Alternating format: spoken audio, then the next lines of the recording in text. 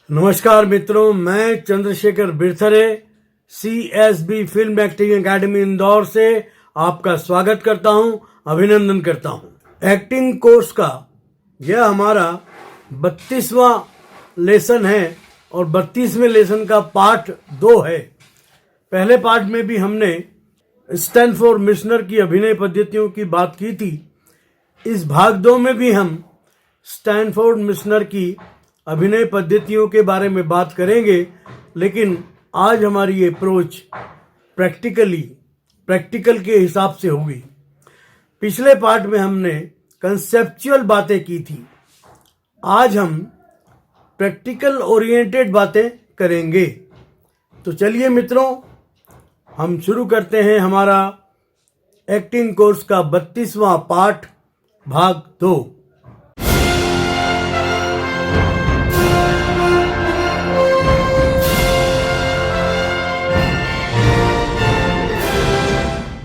Stanford मिशनर की अभिनय पद्धतियां। Stanford मिशनर कहते थे, अभिनय करना बंद करो, विनम्र होना बंद करो और जो ईमानदार लगता है वह करना शुरू करो। बेसिकली उनका कहने का तात्पर्य था, एक्टिंग नहीं चाहिए, एक्टिंग मत करिए, जो आप हो वही करो, जो किरदार हो वही करो। उनके कहने का तात्पर्य था, एक्टिंग इज डूइंग। मिशनर की मेथड की विविधताएं जो हैं, सबसे सरल, सबसे प्रत्यक्ष, कम से कम दिखावटी और सबसे प्रभावी, ये मेन एलिमेंट्स हैं उनके। सबसे सरल, सबसे प्रत्यक्ष, कम से कम दिखावटी और सबसे प्रभावी। मैक्सिम गोर्की ने एक बार चेखोव की उपस्थिति में कहा था अभिनय के बारे में, सभी में अपने आप में सरल, अधिक सच्चा और अधिक स्वयं होने की इच्छा महसूस जब की जाने लगे तो अभिनय घटता है, अभिनय हो जाता है। स्टानिस्लावस्की मास्को आर्ट थिएटर की सह निर्देशक थे। रिचर्ड बोल्सलावस्की और मारिया ओस्पेंस्काया को उनके द्वारा पढ़ाया गया। फिर उन्होंने न्यूयॉर्क में प्रवास किया और 1924 में अमेरिकी प्रयोगशाला थिएटर की स्थापना की। Stella Adler, Ruth Nelson, Lee Strasberg, Harold Clurman और यूनिस स्टोडर्ड वहां के छात्र थे। 21 संस्थापक सदस्यों में, जिनमें स्टैनफोर्ड मिशनर भी थे। स्टेला एडलर ने सिस्टम के साथ कठिनाइयों को स्पष्ट करने के लिए पेरिस में स्टानिस्लावस्की के साथ 5 सप्ताह बिताए, पर स्टानिस्लावस्की ने भावनात्मक स्मृति पर जोर नहीं दिया। भावनात्मक स्मृति के बारे में हमने जब स्टानिस्लावस्की के बारे में चर्चा की थी, उनकी अभिनय पद्धतियों के बारे में, तो बहुत विशद रूप में हमने वहां पर बात की थी। फिर भी एक बार और हम भावनात्मक स्मृति की परिभाषा या उसको शब्दों में व्यक्त करने का प्रयास करते हैं। भावनात्मक स्मृति भावनाओं को उत्तेजित करने के लिए अभिनेता के अतीत से एक भावनात्मक घटना के आसपास की परिस्थितियों को याद करने का प्रयास जो किया जाता है, वो भावनात्मक स्मृति होती है। स्टानिस्लावस्की ने अब सोचा था कि नाटक में निहित दी गई परिस्थितियों में सच्ची भावना पाई जानी चाहिए। मिशनर इस पर एडलर से सहमत थे। बाद में ली स्ट्रासबर्ग ने अंततः समूह से इस्तीफा दे दिया था। ये तो एक पृष्ठभूमि की बात की हमने, लेकिन मित्रों अब हम बात करने जा रहे हैं स्टैनफोर्ड मिशनर की अभिनय पद्धतियों का। पहला जो उनका काम है, पहली जो एलिमेंट है, उसके बारे में हम चर्चा करने जा रहे हैं। और उसमें वो कहते हैं, एक नींव का निर्माण करने की वास्तविकता, reality to build a foundation. मिशनर कक्षा में छात्रों से कई चीजें करने के लिए कहते हैं। कारों की आवाजें सुनो, लाइट बल्बों की गिनती करो, आदि आदि। और जानना चाहते थे कि आप जब इसे करते हैं तो क्या आप सिर्फ एक पात्र हैं जो इसे कर रहे हैं और क्या तुम सच में कर रहे हो?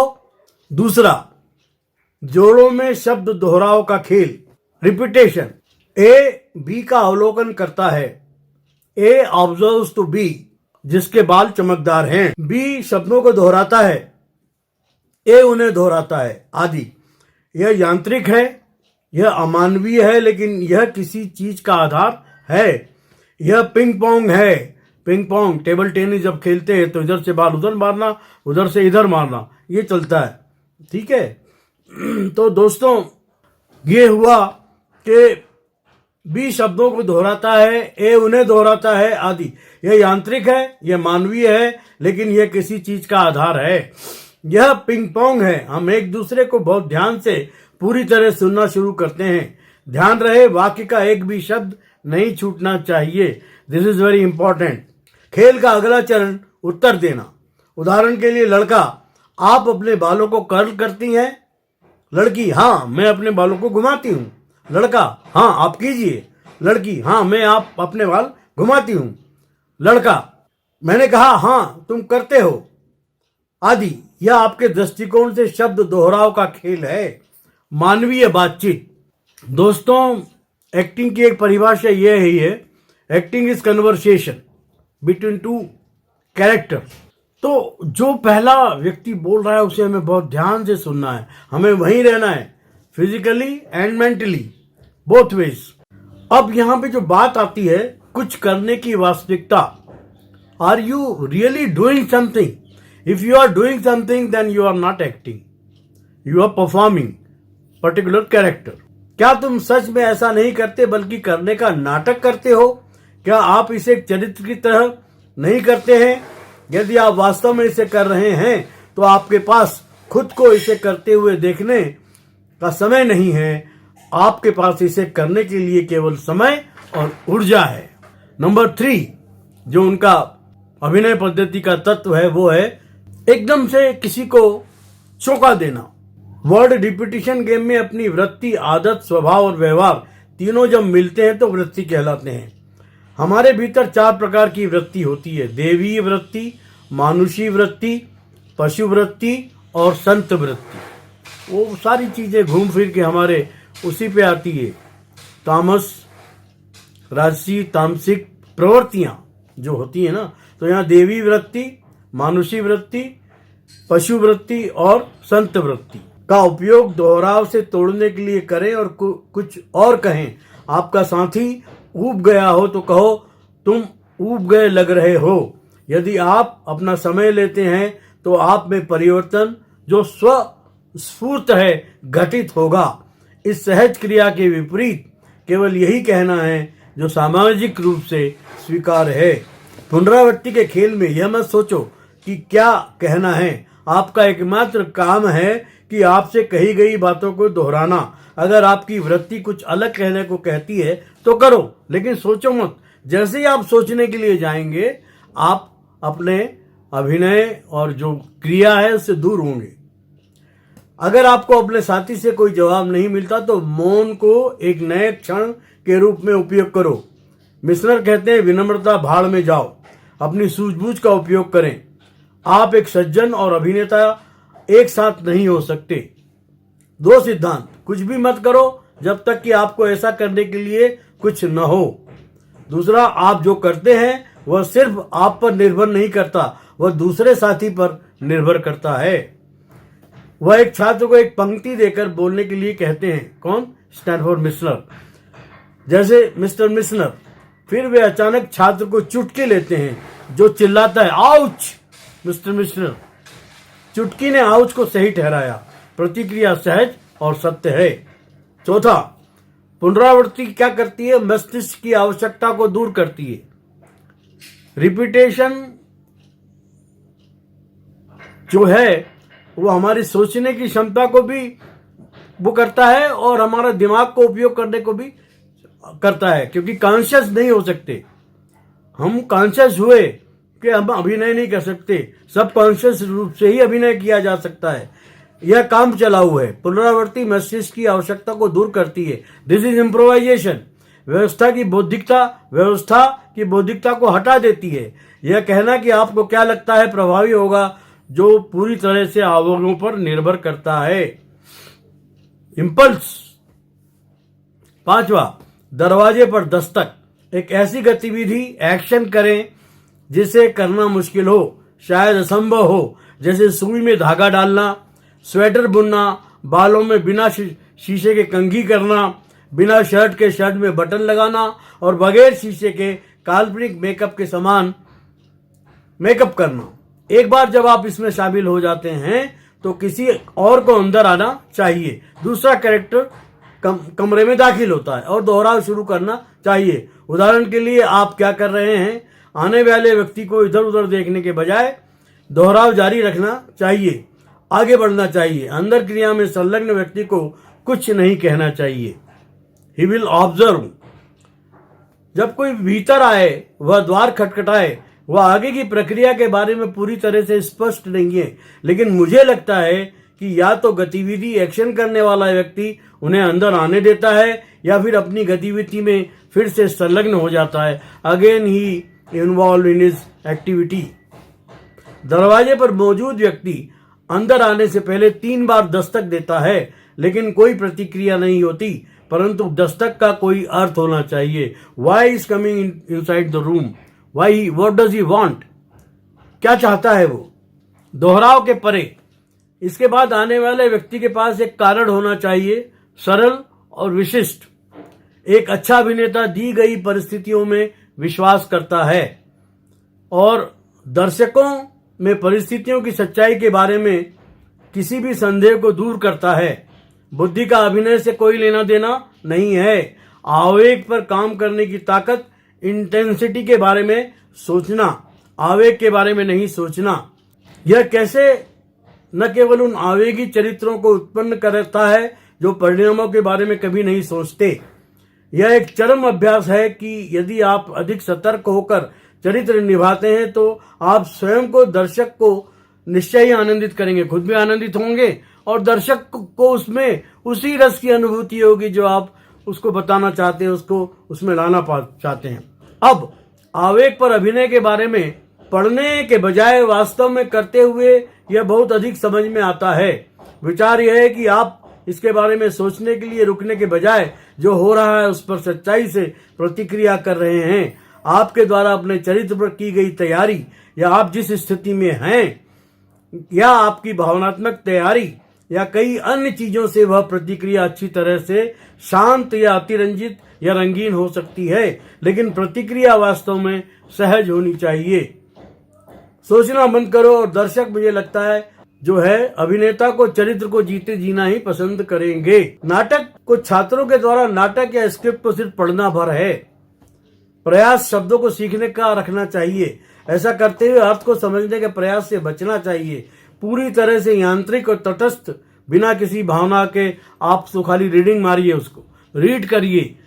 शब्दों को अभी अर्थ समझने की जरूरत नहीं है। शब्दों को तरीके से उच्चारित कर पा रहे हैं, शब्दों को प्रॉपर उच्चारण कर पा रहे हैं, शब्दों को समझ पा रहे हैं। अब जैसे कि कर्तव्य विमूढ़, अब की कर्तव्य विमूढ़ जो हिंदी का एक बहुत क्लिष्ट हिंदी का शब्द है, वो समझ में नहीं आ रहा, लेकिन अब वहां अगर लेखक ने लिखा है तो आपको प्रयोग में करना है कि किंग कर्तव्य विमूढ़। एक दृश्य में आप संवाद के पहले अभिनेता की पंक्तियां या संवाद समाप्त होने का क्यों नहीं लेते और आपकी बारी आने पर आप पहले अभिनेता के संवाद की समाप्ति पर अपने संवाद उसी आवेग के साथ उठाते हैं। निकल जाओ मेरे घर से। अब ये निकल जाओ, ये किस उसमें गया हुआ है। मैं क्यों निकल जाऊं? निकल जाओ मेरे घर से। क्यों निकल जाऊं मैं? अब ये वहीं से शुरू करना पड़ेगा। वो जिस आवेग के उस पे है, उसको बोलते हैं ना, इंटेंसिटी पे है, वहीं से आपको इसको उठाना पड़ेगा। तो आपको उसके बोलने तक अपनी मुद्रा और आवेग को बनाए रखना चाहिए। मान लो वो बहुत आवेग की स्थिति में है और बोल रहा है, तो आपको अपने क्लू का इंतजार करने के साथ साथ वो भावभंगी में जो उसकी प्रतिक्रिया स्वरूप हो रही है उसके संवाद की, उसको बनाए रखना है। यदि आपको खिड़की से बाहर देखना है और बर्फ देखना है, लेकिन खिड़की से बाहर देखना दर्शकों के लिए है, खिड़की से बाहर आप देख रहे हो, वो दर्शक को बताने के लिए देखना है ना, आपके लिए नहीं है वो खिड़की से बाहर देखना। स्टैनफोर्ड मिशनर ने एक ऐसी अभिनेत्री को याद किया जो अपने पूरे संवाद लगातार एक पंक्ति के हिसाब से बोलती थी और एक वाक्य के हिसाब से लिख लेती थी, याद कर लेती थी, और अभिनय करते वक्त न इसी कारण दूसरे अभिनेताओं के संवादों के बीच अभिनेत्री के संवाद स्वाभाविक रूप में बाधा प्रस्तुत करते थे। उनको लगता था कि यार ये हो क्या रहा है, ये संवाद कैसे बोल रही है। अब वो संवाद तो बोल देती है, लेकिन अब अगले व्यक्ति जो दूसरा व्यक्ति है उसको अजीब लगता था कि यार ये संवाद बोल रही है लेकिन मेरा संवाद तो आया ही नहीं, और वो तो फटाफट बोले चले जा रही। उनको तकलीफ होती थी। तो ये जो स्थिति है, ये जो परिस्थिति बनती है, ये जो है इसको हमको अवॉइड करना चाहिए। और वो जो पर यहाँ पे एक और बात है कि कई बार ऐसा होता है, इम्प्रोवाइजेशन घटता है, हो जाता है, आपका सह अभिनेता संवाद भूल गया, अब आपको उसको एक इशारा भी करना है और आपका संवाद भी बोलना है। तो ये जो है इम्प्रोवाइजेशन की स्थितियां बनती हैं, और ये इम्प्रोवाइजेशन की स्थिति जब बनती है तो बड़ा एक असहज वातावरण भी होता है, लेकिन जो सिद्धहस्त कलाकार होते हैं वो इस स्थिति को बहुत अच्छी तरह संभालते हैं और इम्प्रोवाइज करते हैं। अब देखिए, तैयारी, प्रिपरेशन, मेरे सिर के अंतःपुर में, इनटू माय माइंड। स्टैनिस्लवास्की ने मूल रूप से कहा था कि यदि आपको किसी विशेष भावना तक पहुंचने की आवश्यकता है तो आपको उस समय की याद आती जब आपने इसे अतीत में अनुभव किया था, भावनात्मक स्मृति। लेकिन 30 साल बाद उन्होंने इसका इस्तेमाल करना बंद कर दिया और मिशनर की भी भावनात्मक स्मृति के उपयोग में पक्ष में नहीं थे। ये किसने, स्टैनिस्लवास्की ने बंद किया था आफ्टर 30 ईयर्स। फर्स्ट का क्या रीजन था, what was the reason behind that? पहला कारण, आपके पास आकर्षित करने के लिए हमेशा प्रासंगिक अनुभव नहीं होता। दूसरा कारण, समय के साथ आपके लिए पिछली घटनाओं का अर्थ बदल जाता है। तो मिशनर के अनुसार इसके लिए आपको अपनी कल्पना का उपयोग करना चाहिए।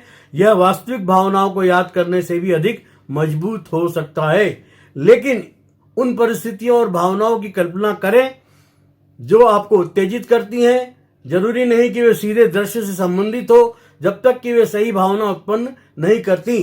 फ्राइड ने कहा है कि कल्पनाएं या तो सेक्स या महत्वाकांक्षा से आती हैं। आपकी तैयारी आपकी निजी है। आपको अपनी कल्पनाओं, फैंटेसीज को किसी और के सामने प्रकट करने की आवश्यकता नहीं है। आपकी तैयारी केवल आपको दृश्य के पहले पलों में जाने के लिए है, फिर वे पल शायद न लौटें। 8वां, काम चलाऊ व्यवस्था, इम्प्रोवाइजेशन, आशु रचना। एक एक्सरसाइज करते हुए इस बार दोनों पात्र साथ रहते हैं, इसलिए शायद कोई दस्तक देने की जरूरत नहीं है, या पात्रों में पहले से ही किसी तरह का रिश्ता है।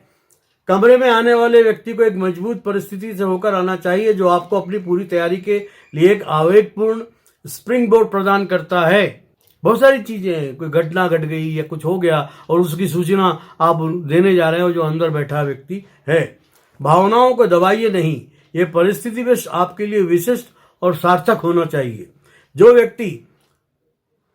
व्यक्ति जो पहले से घर पर है उसे स्वयं की गतिविधि में संलग्न होना चाहिए।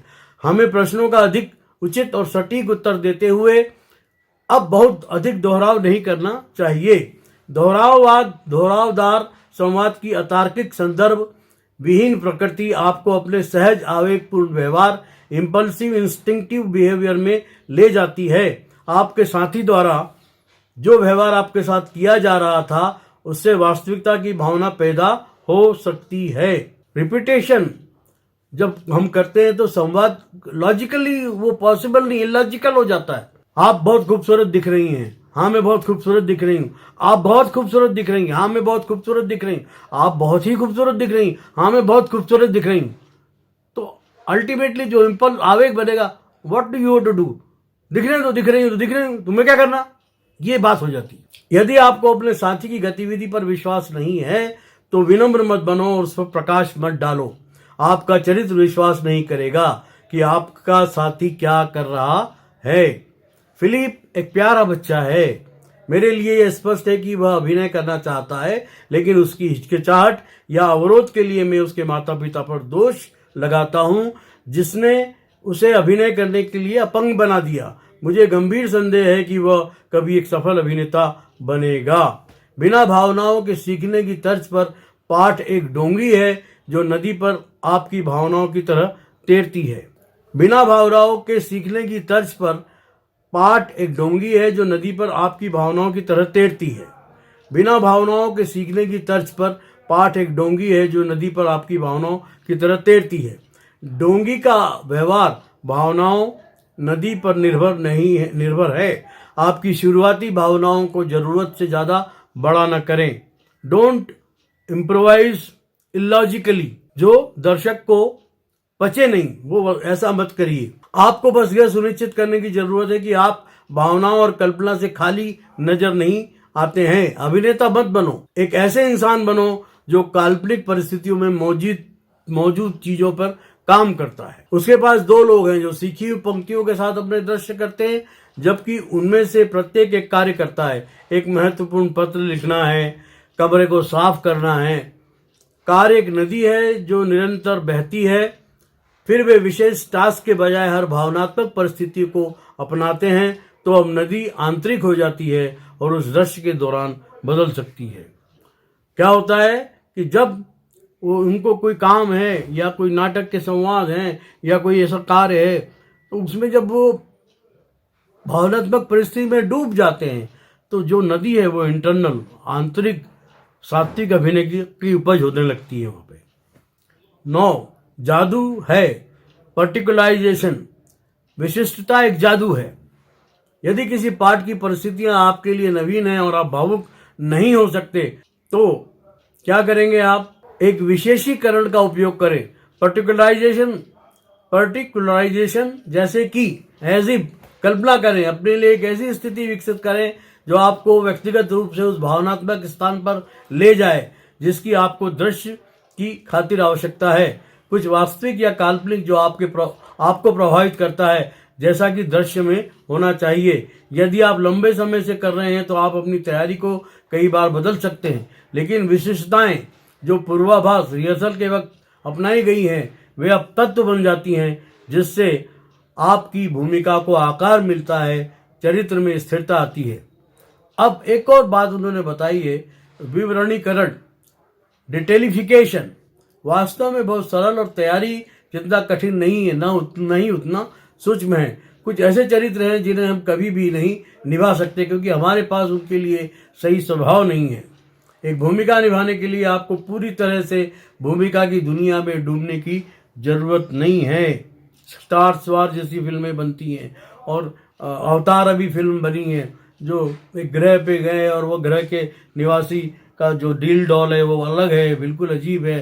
तो वो सब चीज़ें, और उसमें भी वो वहाँ पे वो एक व्यक्ति को पकड़ के उसकी पुरानी जिंदगी में ले जाना और लाना, तो ये सारा अविश्वसनीय है, लेकिन इसको विश्वसनीय बना दिया जाता है। कैसे? आपको अपने भूमिका में को डूबना, समझना और क्या कार्य कर रहे हैं उसमें संलग्न हो जाना। उदाहरण के लिए कोयल के घोंसले के ऊपर एक उड़ान भरने के लिए किसी की शरण में जाने की आवश्यकता नहीं है। विशिष्टता अभिनय को एक बिंदु बना देती है। बातचीत के स्तर पर बुनियादी वास्तविकता हासिल करने के बाद आपको उन चीजों के लिए एक हिस्सा तलाशना होगा जिन पर आप अपनी व्यक्तिगत रूप से प्रतिक्रिया कर सकते हैं। आपको पता होना चाहिए कि आप क्या कर रहे हैं और आप किस पर प्रतिक्रिया कर रहे हैं, आपके लिए इसका क्या मतलब है। अपनी भावनात्मक प्रतिक्रियाओं को बनाने में मदद करने के लिए एज इफ, अगर, जैसे कि का प्रयोग करें। बुनियादी वास्तविकता होने से चीजें विश्वसनीय रहती हैं, लेकिन भावनाएं सबसे ऊपर, वास्तविक जीवन से ऊपर के स्तर पर होनी चाहिए। वे संवाद नहीं करती। किरदार को अपना बनाना, कोई संवाद नहीं करती। मतलब आप जब बहुत गहरे उलझ गए हैं, आप किसी को बिल्कुल तन्मयता से देख रहे हैं, निहार रहे हैं, वो भले ही आपकी प्रेमिका हो, भले ही आपकी वो पत्नी हो, भले ही वो आपका सालों बिछड़ा हुआ बेटा हो, सिर्फ आंखों, मुखाकृति से, आंखों से, आपके हृदय से अगर आप उस अभिनय को करेंगे तो आपको संवाद की जरूरत नहीं रहेगी। वो वातावरण पैदा हो जाएगा। किरदार को अपना बनाना, अपनी महत्वाकांक्षा या आपके दिमाग के कहने के जवाब में भूमिका न चुने, अपने दिल के जवाब में सुने। जब तक आपको जीवन जीने के लिए नौकरी या धन की आवश्यकता नहीं हो, कॉम्प्रोमाइज करना पड़े क्योंकि आपके पास खाने को रोटी नहीं है, पैसा नहीं है जिंदा रहने के लिए, तो फिर आपको कुछ करना चाहिए। पाठ के एक भाग की तैयारी करें, पता करें कि आपके लिए इसका क्या अर्थ है, इसे अपने शब्दों में कहें, इम्प्रोवाइजेशन करें, फिर इसे पढ़ें। संवाद में प्रत्येक शब्द वाक्य का क्या मतलब है इसे अच्छी तरह समझें। अभिनेताओं और अभिनय पर कुछ विचार। अभिनय का अर्थ है काल्पनिक परिस्थितियों में जीना। एक स्क्रिप्ट में मंच की दिशाओं में धीरे से, गुस्से में या वह शर्माना शुरू कर देती है जैसे शब्दों को काट दें, क्योंकि वे एक प्रकार का जीवन निर्धारित करते हैं जो केवल अनायास ही हो सकता है। बातचीत के स्तर पर सफलता प्राप्त करने के बाद आप व्यक्तिगत रूप से महसूस कर सकते हैं, मुझे पता है कि आप जानते हैं कि मैं आपका हूं और मैं आपके लिए आवश्यक हूं। अपनी भावनात्मक प्रतिक्रियाओं को बनाने में मदद करने के लिए एज इफ, यदि, अगर का प्रयोग करें। वास्तविक रूप में व्यवहार से संबंधित व्यक्ति वास्तविक जीवन के स्तर पर होते हैं। 10वां अंतिम दृश्य, सिर्फ पंक्तियां न बोलें, उनमें भावनाओं को पैदा करें, तैयारी करें। दृश्य की शुरुआत के लिए सही भावना तक पहुंचें, फिर शुरुआत करें। हर पल प्रारंभिक तैयारी प्रिपरेशन को बनाता है और बदलता है। अपने सह कलाकार के साथ नदी की निश्चलता की तरह पल पल भावनाओं में बहते रहें। तो मित्रों, ये था हमारा स्टैनफोर्ड मिशनर की अभिनय पद्धतियों पर एक्टिंग कोर्स का 32वां एपिसोड का दूसरा भाग। मैं Chandrashekhar Birtare, CSB film acting academy Indore से आप सभी से विदा लेता हूँ। मिलते हैं अगले एपिसोड में, जिसमें हम बात करेंगे स्टेला एडगर की अभिनय पद्धतियों के बारे में। बहुत बहुत धन्यवाद। नमस्कार।